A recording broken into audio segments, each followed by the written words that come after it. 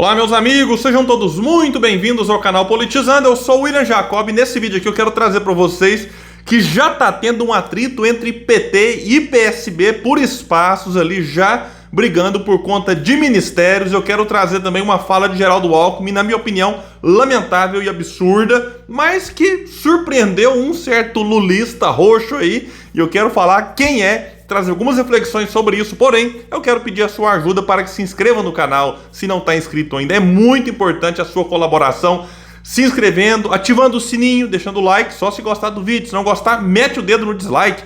Comenta aqui embaixo o que você vai achar disso tudo, qual que é a sua opinião, ela é muito importante para nós. Assim como compartilhar em grupos de WhatsApp, Facebook, mandar para um amigo no Instagram, no Twitter, tudo isso é fundamental para o nosso trabalho continuar crescendo e chegando em mais pessoas que lutam por um Brasil melhor, assim como nós que aqui estamos.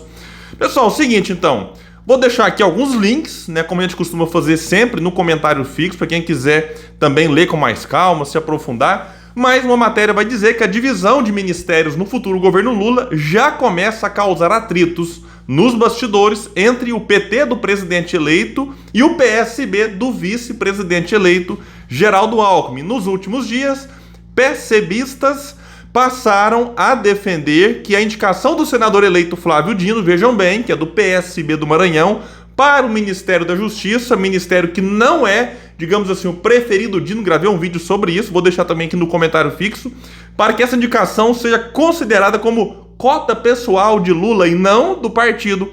O discurso faz parte de uma ofensiva do PSB para conseguir outros 2 ministérios. Os alvos seriam as pastas do turismo e das cidades, para a qual seria indicado o ex-governador paulista Márcio França.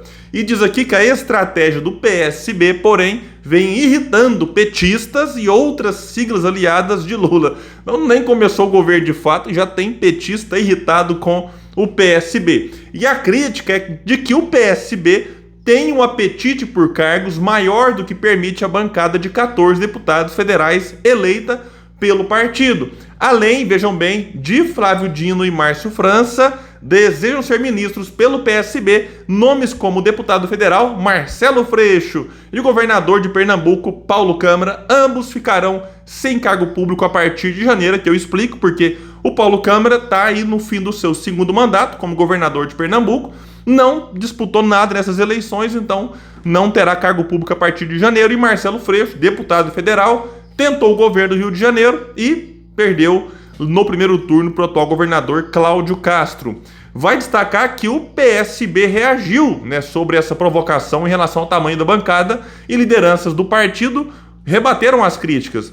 E o argumento é de que, apesar da bancada pequena, a sigla merece ser bem contemplada por ser a legenda de Alckmin, considerado peça-chave para a estabilidade do governo Lula. Bom, daqui a pouco eu vou falar uma coisa sobre o Alckmin que teve no evento com banqueiros ontem, olha, e tá tendo uma repercussão grande, né, uma certa fala dele lá, e tá revoltando alguns petistas que esperavam algo de diferente. Bom, o caso do Flávio Dino, agora aqui comentando algo a respeito dessa matéria, ele não é o único, né, que alguns partidos querem tratar como cota pessoal de Lula. Já falei que em outros vídeos, Simone Tebet, do MDB, também, se for ministra, como tudo indica que será, o MDB está dizendo, olha, se ela for, não é indicação do partido, mas cota pessoal do Lula. Então, o MDB quer indicar outros nomes além do dela. Então, a Simone Tebet não entra como cota do partido, mas cota pessoal do presidente eleito. Agora, se a moda pega, daqui a pouco o PSD, do Gilberto Kassab, vai exigir, por exemplo, que o Calil também seja cota pessoal do Lula para exigir mais espaço. Daqui a pouco o Avante vai exigir que Janones, se for ministro, que se for, na minha opinião, né, é um absurdo. Mas, voltando aqui para a questão, né, dos nomes ventilados pelo PSB, Márcio França me parece aquele que, né, merece mais uma vaga. Foi um ótimo prefeito, diga-se de passagem, de São Vicente. Foi governador de São Paulo por um período curto, mas vice-governador por um longo período quando o Alckmin era governador. Tem muita experiência no executivo. Paulo Câmara está muito mal avaliado como governador de Pernambuco. Inclusive o candidato de Paulo Câmara, Danilo Cabral, com Lula no palanque, todo mundo lá e tal, nem para o segundo turno foi, ficou bem atrás, com uma votação bem inferior ao que o PSB sempre teve em Pernambuco. Então, se o Paulo Câmara quiser ter uma vaga, um cargo público, que ele peça, por exemplo, na prefeitura de Recife, para o seu aliado João Campos. Agora, o caso do Freixo chega a ser engraçado, porque o Freixo está praticamente fora do PSB, tem um atrito gigantesco no Rio de Janeiro entre ele e o Molon, e não há espaço para os dois no PSB, já vem de um atrito desde que o Freixo chegou praticamente, e tudo indica, já tem, né, várias especulações nesse sentido de que ele vai para o PT. Então, já pensou? Freixo vira ministro na cota do PSB e de repente vai para o PT. Então o PSB tem que tomar muito cuidado com isso aqui. E por falar em PSB, Geraldo Alckmin, vice-presidente eleito, participou de um evento com investidores, banqueiros, alguns políticos e membros do governo. E disse que, vou deixar aqui um link, não tem reformas a serem desfeitas. Inclusive elogiou a reforma trabalhista, detalhe que o PT tanto critica desde que ela foi aprovada lá no governo Temer. Temer, vista a Dilma, colocado por Lula. Lula, que em 2018 dizia Alckmin é Temer, Temer é Alckmin. Agora está aqui o Alckmin defendendo a reforma feita por Michel Temer e Henrique Meirelles, presidente do Banco Central do Lula, e especulado ainda aí, né, as chances do Meirelles não acabaram de que ele pode, quem sabe, fazer parte do futuro governo Lula. Então, só para a gente ver que às vezes no Brasil tudo muda para não mudar nada. Aí, o Breno Altman, petista, lulista roxo, compartilhou a matéria e ironizou. Isso pode, produção? Bom, eu não sei como que o Breno consegue se surpreender com isso ainda. Eu até costumo ignorar muitos tweets dele, de alguns outros por aí, mas não aguentei. Dessa vez fui lá e respondi o seguinte: deve poder, né? Vocês só lutaram para salvar a democracia e derrotar o fascismo, e não para transformar o país.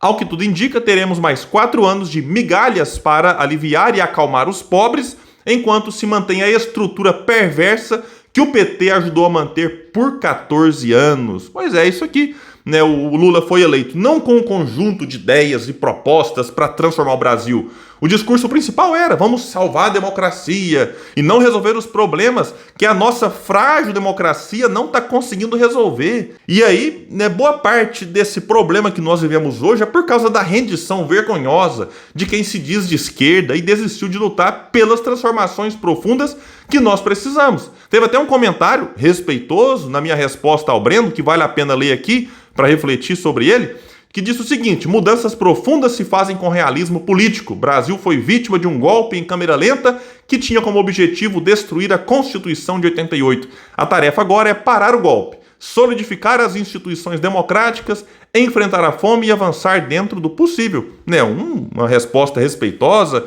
né, até com algumas coisas que eu, né, não tenho como discordar. A importância de você enfrentar a fome e avançar dentro do possível. Eu entendo tudo isso. Porém, quando vice, que na prática está falando praticamente como presidente, o Lula está parecendo mais um chefe de Estado viajando por aí. Quando esse vice-presidente admite que não vai rever essas reformas, é um sinal de que passaremos 4 anos só parando o golpe. Né? E 4 anos dá tempo de muita coisa, que se não for feita, se você não fizer, né, algo para entregar para as pessoas uma solução, uma transformação, o que vai acontecer em 2026? Aí um liberal assumido, né, vencerá as eleições e o tal do golpe, apenas paralisado por este governo, mas não revertido, voltará com força máxima.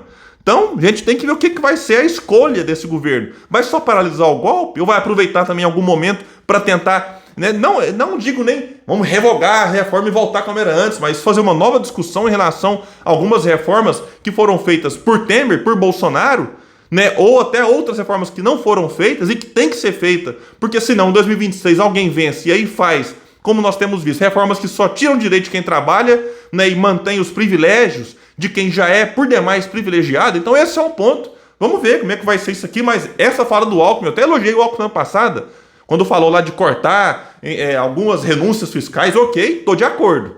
Então aqui eu não tenho problema em elogiar. Mas essa fala que, na minha opinião, né, ela é lamentável, absurda e tem petistas se surpreendendo com ela. Pessoal, então é isso. Eu fico por aqui. Quem puder, compartilhar esse vídeo. Bora trazer mais pessoas para o canal Politizando, um espaço que luta por um Brasil melhor.